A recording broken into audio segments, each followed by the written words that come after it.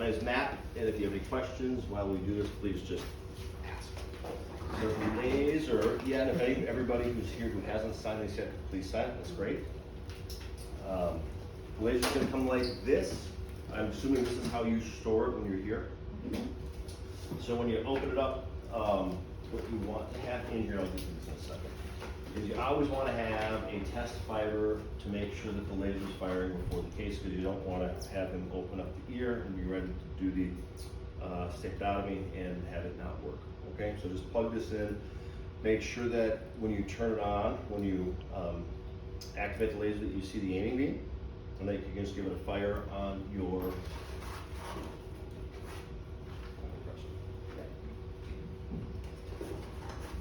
comes with this little stylet that you can use your fingers for the touchscreen. The touchscreen is small and sometimes it's hard to get the buttons just right with your fingers. So I'm going to put this in here, and everything that you need isn't up on top, it's down below. Before we get the laser out, I'm just going to show you a couple of things. This quick startup, quick guide is actually really, really good. So if you forget anything really, it's got a 8-step process of how to get it open and start it. Okay, so awesome that you have this in here. And if you have any other questions about the general functioning of the laser, this just kind of goes through that it's a class 4 laser and all the safety things and all of the things to keep it clean and preventative maintenance type of stuff. And then this specifically gets into the settings for ENT applications. Chances are, because I think we have all of this pre-programmed, and the fact that you're only using it for basically one procedure, stapes, you won't really have to get into this. But if any other new ENT comes here and has questions about what it can be used for or whatever, you can A, give us a call, or B, look through this book, both, and this will tell you what the procedures are and what the recommended settings are for it. So, I'm going to be going down this list right here just to make sure that we cover everything. So if you see me looking at this, that's what I'm doing. It's a 980 wavelength.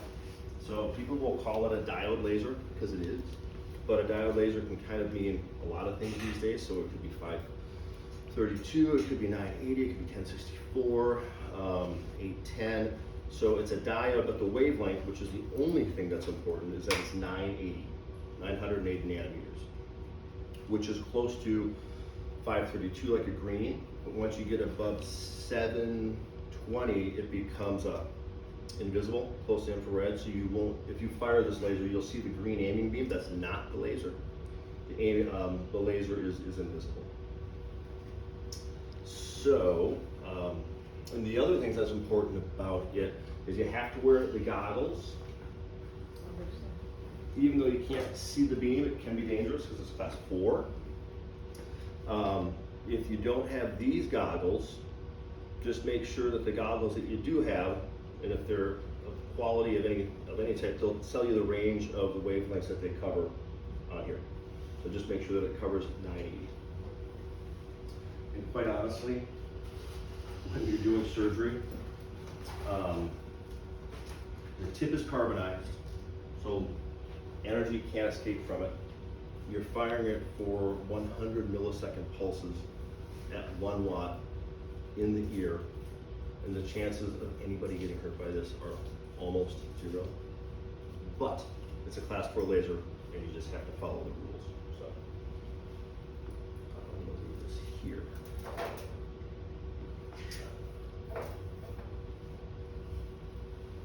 So we cover the service manual. This can run off batteries, and it usually does run off batteries.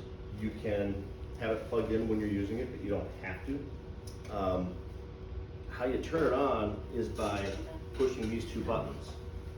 And if you're going to be running it, so once you push these buttons, this starts to blink. That means it's starting up.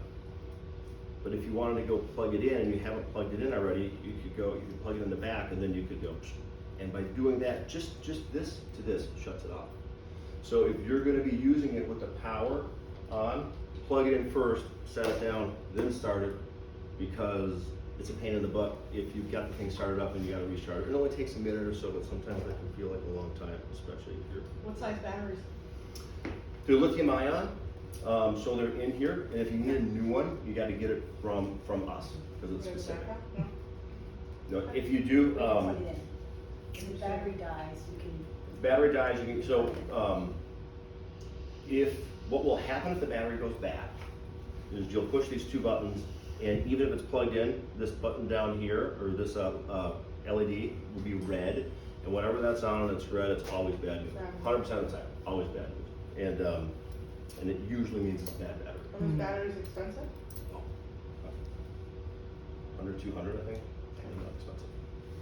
So I'm not going to plug it in just yet, but I'm going to push these two buttons and start. If you ever push these two buttons in and nothing happens, it's almost always because the emergency safety is pushed down, and it's kind of hard to see that's down, that's up. And when you have it down, you really need to use your thumb and index finger and kind of pinch it to bring it up. When it's not working, that's the most common thing that's happened, and they don't recognize it as being pushed down. The other thing, all lasers have to have this, the interlock and back, and it's this weird thing that looks like it is kind of an afterthought. It's mandated that all lasers made that are class 4s and class 3s have to have an emergency shutoff. So if this is pulled out, if there's a fire over there, it's the way that it was intended back in the day is there could be a string on it, and you could pull it out to shut it off at a distance. So they still have to have that. If this isn't in or if it's lost, you're not doing surgery that day with the laser. So you have to have this in. Okay. These other auxiliary ports you will never, ever use. So the only thing that will get plugged into the laser will be the power to charge it and the foot switch, which goes in over here. So let's plug those in right now. Same is true for the foot switch. You want to have the foot switch plugged in before you turn on the laser. And that's the exact same reason. You got to plug it in back here. And if you turn it this way, it's going to shut off. What I do, if you forget to plug it, if it's already started, I hold it like this against my body to make sure this doesn't get moved at all, and then I plug it in that way. Because if you don't, you're going to do that, and it's going to shut off. Okay, so this can only go in one way, and I always forget. Another common thing that happens for this, if this to be needed in need of repair, is somebody trips on this and it torques this to the side. Torques the. Oh, so, yeah. So this is basically an S video. Right. So once any of these prongs get bent the wrong way, it's like it will work for a second and then you blow on it and it won't work. So it's kind of like that really touchy connection. So just make sure that you don't do that. If you do and you're having that problem, the only thing that we have found works is a new foot switch. Because I've tried to bend these back into place and it just doesn't work. So just try not to do that, and it should work for a very long time. So this is how you're going to want it when you're ready to start it. You can also have the plugged in, but I'll show you how to check the battery if you don't know how to do that. So you push these two buttons. The only thing these blue buttons do is start the laser. That's the only thing that they do. And once it starts to blink, it's in its start-up process. I'm going to show you something. If you're starting it and you're like ahead of the game that day and the laser fiber is in, let's just let that go through the startup process, and you'll see it's going to start to make noise at us.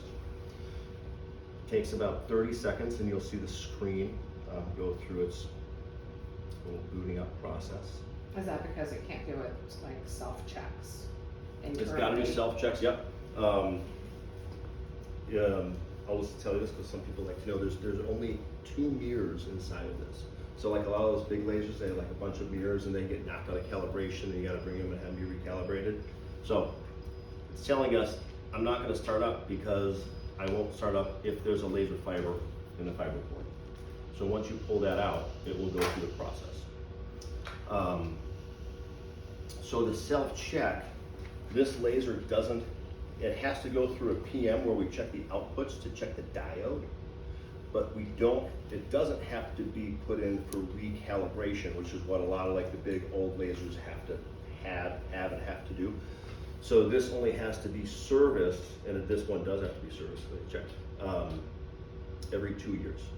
Other lasers, it's some are 6 months, some are 1 year, but this is only 2 years, and it's only to make sure that the diode is putting out the right output. So 5 watts is 5 watts and not 8 watts or 2 watts or whatever. Yeah, so that's what we do every 2 years. So this is the screen that you're going to get, and we said it was 1941.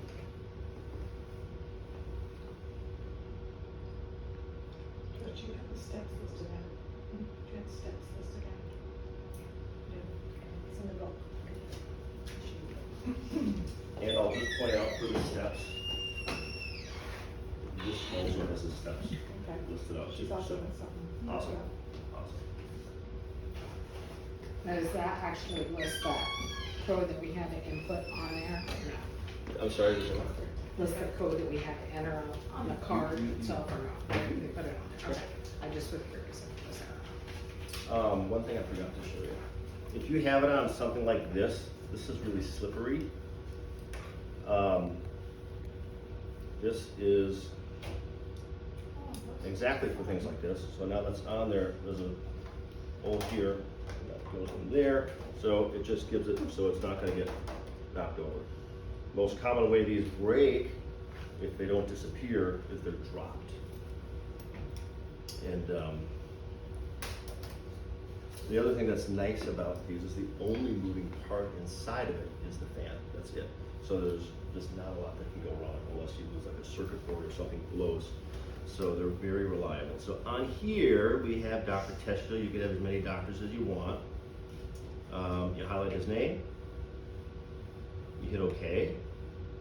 And then here it's got the steps that he does only for the one procedure that he does, which is safety. So if you hit OK, it's going to start out as, it's hard to see, but it says carbonized tip.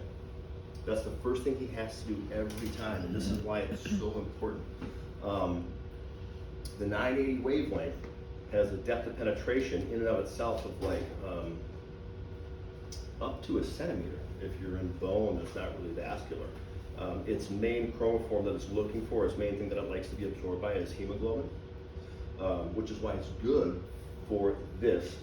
But there's other things like say 532 that are more highly absorbed. So by carbonizing the tip, meaning you just blacken the tip, the wavelength is attracted to that pigment. And when this is black, that means that the vast majority of the energy is just collecting there. So it gets really hot, and that's how he does his work. So every time he's doing something with the laser, he's going to be in contact mode. Sometimes you'll see other lasers where they're like off at a distance and they're cutting from a distance. He'll be touching everything that he is applying energy to contain the energy, because when you're in here, you've got the facial nerve, you've got the fluid, which is escaping me, perilymph in the inner ear, and if you heat that up, you can make the patients dizzy. So carbonizing the tip with this laser is super, super important, and if he ever forgets to do that, you should remind him that he needs to do that. But the nice thing is you have it as part of the steps, so you won't forget. Yes? Can you talk about carbonizing the tip and not breaking the fiber itself? Because I've done that in the past, just like, I guess because I put too much pressure on it and the tip will break. Yep. And so all it has to be, what do we do with our tongue depressor? All it has to be is just touching. There should be no pressure at all. Sometimes the tips are broken off. Like when we get them from Germany, we inspect all of them. So you might have a tip that's just ready to break because it's been tossed around. So if you were to go like this and touch it and it breaks, you could call us and we'll supply you with a new one because that's faulty. But you should be able to go like that with it, and it shouldn't happen. So you should be about this close. As you can see on here, and this is great, it looks like we use some blue. Yeah. So sometimes, and this is a good example, these are so non-pigmented, they're so white, that the light will just pass through as if the wood's not even there. So putting a teeny bit of pigment on here, you'll get carbonization instantly. And it's actually really cool. Like if I were to go over this paper with this laser, and we're gonna be shining it, there'd be no reaction, no reaction, no reaction. The instant it hit this black part, it burst into flame. Because it just is highly absorbed by pigmented things. We always use the marker, is that the correct way to do it? It's the correct way to do Even it. when he's ready to do it too, like he. Yes, because what happens is you can hold it on there, and then he's firing at 7 watts, and you can hear it beep while he's doing it, and he'll sit there, and you can hold it there sometimes for like 7, 8, 9 seconds, and nothing happens because it's just not there's not enough energy being collected, and then you go here, and it's just boom, instant. So yes, and I'd like to see this. I mean, that's what we do, but I just wanna make sure. Yes, you're doing the right thing. You're doing the right thing. It's necessary to do that. What happens if you didn't do it? You'd probably be okay, because the first thing he does every time is he goes in and ablates the stapedial tendon, and that's vascular, and that's a distance away from the foot plate, and it's not aiming at the facial nerve or anything like that. So it's probably fine, and then that carbonizes it anyway. But He will not do it unless he sees the chart Oh, yeah. on the yeah, tip. exactly. Period. Good, and that's really good. Yeah. Because this whole thing, the process of carbonizing, it takes 10 seconds or whatever it is, so it's not a big investment of time to make sure that it's operating safely. So what we've done here is we've entered his name, and then we've just hit enter. It's going to start here on carbonization. And then, as you know, when he's done with that, he's like, okay, next. And then there's an arrow here that goes down. And that's going to change the settings. You've got wattage, you've got time on, you've got time off. If you're using this for laryngology, you might have this pulsed. You might have this pulse at 50 milliseconds on and 500 off, or something like that. So I'm going beep, beep, beep, beep, beep. But with what he does, every time it's a single pulse. It's just, and then he's done. Because he's trying to do as little energy in the ear to get the effect that he wants. And 200 milliseconds, single pulse, 4 watts, that's exactly where it should be. What can happen if he's like, these settings are off? Let's say, who knows how this happens, this is all of a sudden at 9.7. If you hit 9 point, when I change this, go back. Oops, didn't do that. When I change this, what you'll see in the middle down here that's not there right now is a little floppy disk comes in. So what can happen, sometimes people are playing around, they're learning it, if somebody hits that, now that's saved. Meaning that when we're gonna come back to this, it's at 9.9 and we don't want that, right?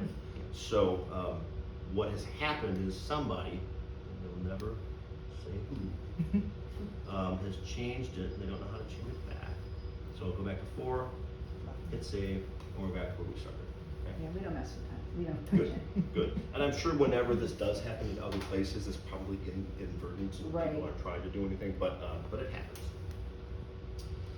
So, and then we're just gonna keep going down, and you'll see, oh, that's good. So the foot plate, he's at 7 watts, 32 milliseconds. Most surgeons like to have low energy, longer duration on the foot plate because it's, right below is the perilymph. It's the most critical part of the surgery. And what we've learned is that 7 watts, 32 milliseconds is actually less energy than going 1 watt, 100 milliseconds, like 5 times. Yeah, that'd be way more energy because 7 watts, 32 milliseconds is enough punch of just a high wattage to just quickly just ablate the bone. So he might hit it 3 times with this. And if he was at 1 watt, 100 milliseconds, he might be hitting it, I don't know, significantly more. So, so that's actually a great setting that he has out there. And does he uses a bucket handle, I think, doesn't he? No, he usually uses the night null, Oh, okay. so we do the crimping it. He crimps Awesome. it. Okay, so here's the night null, yep, and that's perfect. 2 watts, 100 milliseconds in contact mode. Down here, we can't really see it, but I'll show you.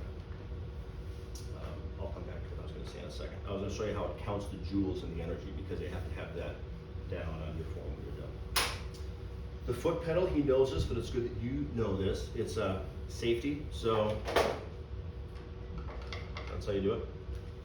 The trickiest part that people have with this laser is making sure that the fiber is plugged in all of the way.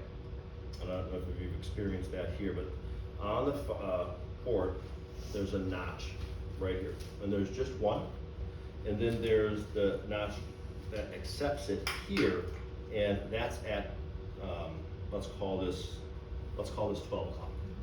So this has to be at 12 o'clock. So if you get it just right, it will engage all of the way. But what I recommend for anybody who's new, and I think everybody should try this if you haven't tried it in a while, is push down and then turn it till it goes in. And you won't be able to turn it at all, but you don't have to unscrew it to take it in and out. You just pull, but when you put it in, you just have to, and then it seats in place. Mm-hmm. If you don't have it in place, it's going to do this. Mm-hmm. Pretend it's not in. And people do it. Because it does feel in, it's kind of a snug fit, but not until it goes down is not. And when it's on, you'll be able to see that it's got the green aiming beam. This is an aiming beam. This isn't the laser. It's not dangerous, so you don't have to be afraid of it. Excuse me. And you'll see that this is on. If this way, this is safe. Don't worry. When you fire it, you'll see that this is red. So what has happened many times is the doctor has their foot on the pedal and they haven't taken it off. And then you go laser off, foot's still on the pedal because they're just not thinking about it. If that's the case, you can't turn it back on.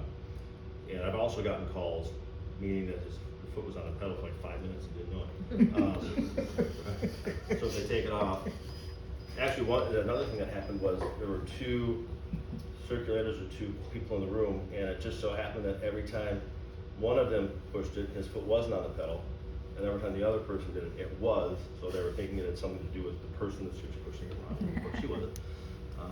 So that's something that can happen. So So we'll just usually know. have a standby.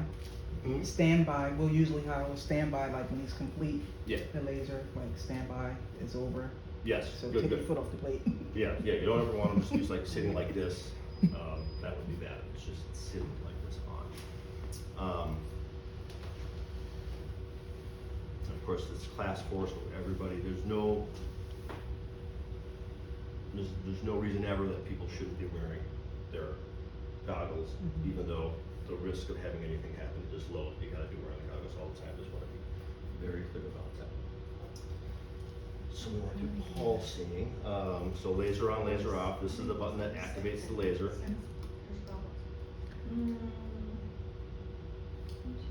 Yeah, at least that. Not a shortage. No, it's right to go outside. Oh, In case somebody walks in. The glasses. They took it? Somebody took one. is the laser filter on the scope that he uses? I'm sorry. The laser. Is the laser filter on the scope Yeah. that he uses? I believe so. Okay, Because he 'cause doesn't often use- what they do is they just put them on. It's passive, and it's Right. clear. Yes. So they just live there, but just Yes. make sure that that's on it. You can take it off every case. There's one doctor Oh, that I yeah, had we who don't- said he could notice it being on. Yeah, no, we don't take anything on and off.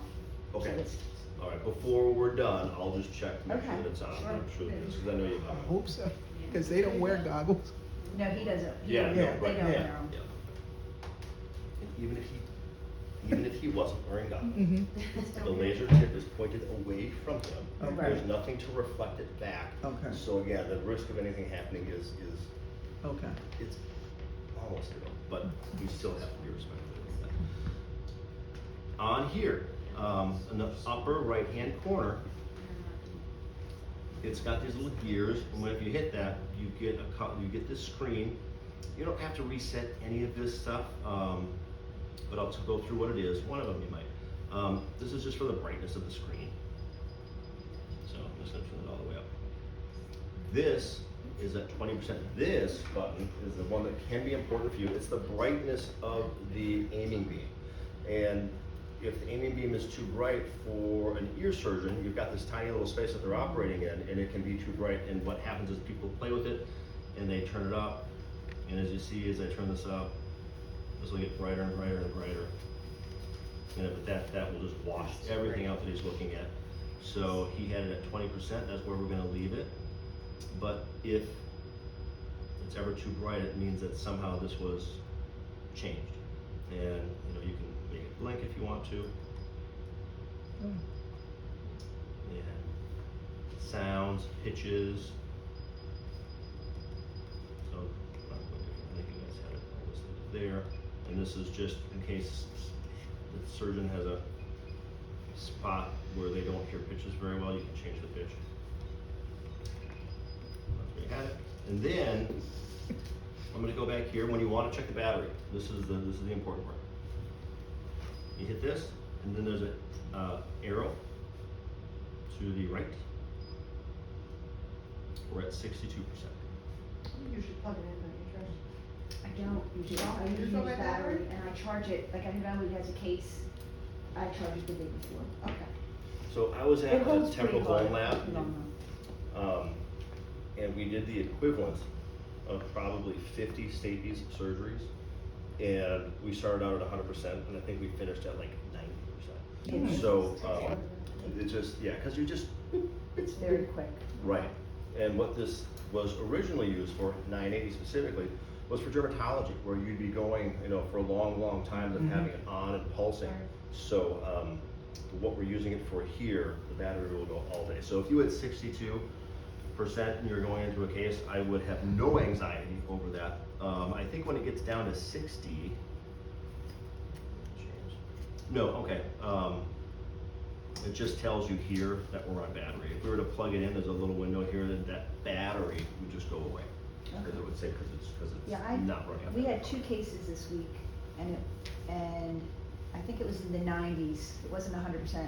So it kind of used more than I thought for that. Yeah. Those 2 Was cases, it I left didn't on check for a it. while? Jane, Or? call 228, Well, Jane, the- 228. Yeah, I start it in the morning and then we do our check and it stays on, but not always live, sometimes it goes dormant or whatever, and till he's done. So it was probably almost to the morning, so I guess that's probably why. Yeah, I guess. And then, It it is wasn't getting a little bit actually in use, older, but- so that, it could be the battery.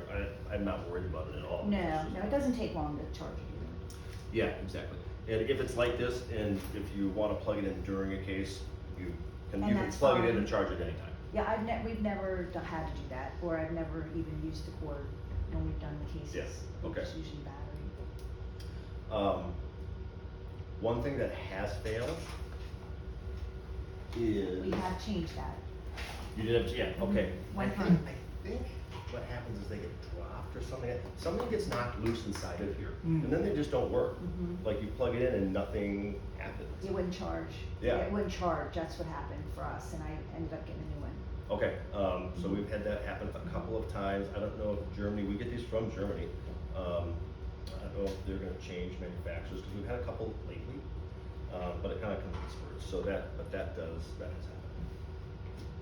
And yeah, if you're gonna charge this before the case, I would, charge it overnight, and then you're good to go. Because another nice thing about not having it plugged in is just one less thing to trip on and knock the thing over. There's so much stuff that I can barely get the Cameo in to get hooked up to the fiber, Yeah. it's just, that's why I don't wanna charge it, or have to use the cord. These are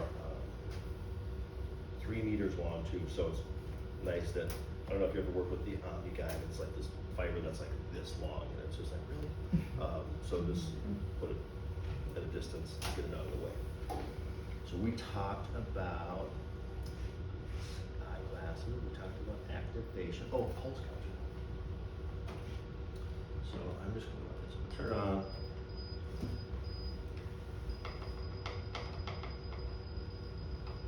Okay, so.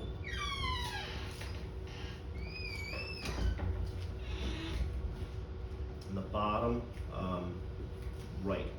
So there's been 23 depressions of this, which don't matter. What does matter is the joules. So right there, there's a joule of 2.25. And that's what you're gonna wanna have at the end of the case. Because this was originally designed as dermatology, and they didn't want to have to turn it off between patients coming in. It was meant to do a fast reset, so if I touch it, it's gone. And I mean, it's gone. Yeah, it is. So, You found that out? Yeah. yeah, right, so Don't touch it. don't I always touch keep an eye on how many are in there in case it gets touched. you Yeah, know? right. And we've asked if we could change that, and because it's built in and the Germans write the software for it, they're just like, no, can't be fixed. So that's how that is, and just don't touch it. If you want to, there's a couple of things you can change on here. I'm hesitating whether I should even tell you this because I don't want to confuse you, but. Nope, don't. Okay. Don't do It it. doesn't matter, it doesn't make anything better or worse. If you have a new doctor who comes here, I'm gonna touch Dr. Tessito's name and do a long press. So now we're back to the doctor's name, doctor's screen. If you wanna add a doctor, if you wanna add anything that you would put in with text, you just long press. I'm long pressing on, Okay. and that's when this will come up, and that's how you can put in a new person. Or a new setting or a new anything, it's just a long press, you do this. We're not gonna do it. Let's say,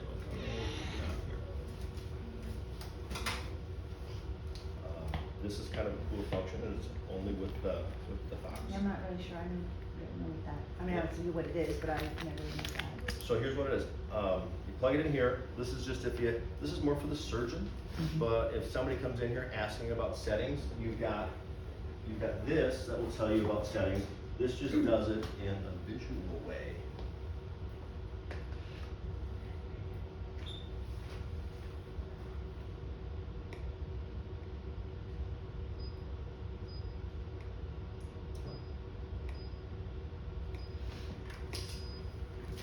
So now, where the battery is, there's a little, if you touch that.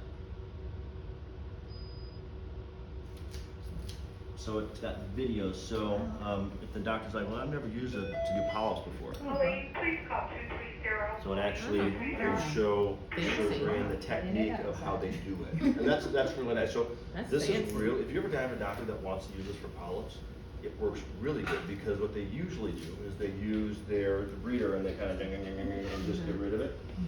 But because they haven't really done anything but get rid of it, they grow back. If you were to stick the laser up inside and cook it from the inside, it kills all of the blood vessels and they don't grow back. That's how they do it in Europe, and that's how several doctors do it here. But the way that they usually do it, right, is just with the debrider. This is a really nice way to do it. And they can just go on like this, and they just go up. You can see inside, and they just okay. Get rid of this. You just touch the screen, and there's other things, turbine production, whatever. So that's what this is, and when you're ready to not look at it, you can just pull it out. You said those turds? Yes. They kind of just rest the thing along and kind of down and just. Okay. So that little black piece on the back, how much is that? If that you said you can't use it if it gets lost? I think they're like $10. Okay. We have in the warehouse. We've got a big bag. Oh. Yeah, I don't have any extras of those, I don't. Yeah. I've seen places That would be nice to have. where they haven't lost it yet, so I think they're doing pretty good. But just Well, now that you've I said know. that. Now you say it, it'll That's probably what fit I'm in this saying. I'm thing. thinking if And that this thing will gets never lost. break. So it would be nice to have a backup. okay. Put that on your to-do list. Yeah, I'm looking at it in my notebook. You know, that thing come over there and Trish was like, where is it? Yeah. Oh, I don't know. It was here Last time I used it.